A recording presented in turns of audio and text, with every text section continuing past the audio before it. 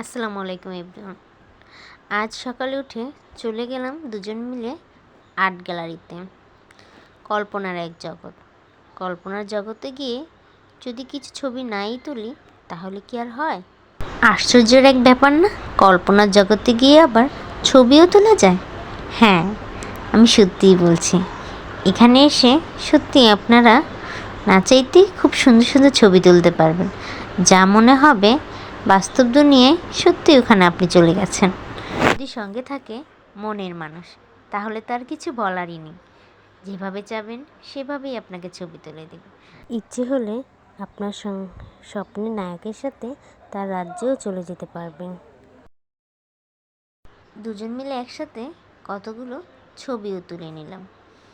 যদি একসাথে থাকি আর ছবি না তুলি তা কি হবে? সময় এখানে আসলে মনটা সত্যিই ভালো হয়ে যাবে। আর ভালো না হলে উপায় আছে? প্রত্যেকটি ছবির পাশে আঁকা আছে ছবির ডিজাইনে কিভাবে আপনারা ছবি তুলতে পারবেন। সেই মতো দেখে আপনারা ছবির পোস্ট দিতে পারবেন। প্রত্যেকটি ছবি মনে হবে আপনি সত্যিই নিজে গিয়ে ছবি তুলে এসেছেন। আর ছবিগুলো মনে হবে সত্যিই একেবারে রিয়েল ছবি, যা দেখে যে কোনো মানুষ অনায়াসে বিশ্বাস করে যাবে। দেখুন আমার ছবিটা, মনে হচ্ছে সত্যি সত্যি আমি এখানে দাঁড়িয়ে শাহরুখ খানের হাত ছুঁতে যাচ্ছি। কখনো আমি ছবি আর্ট করছি, কখনো বা আমি কাজী নজরুল ইসলামের গানও শুনছি।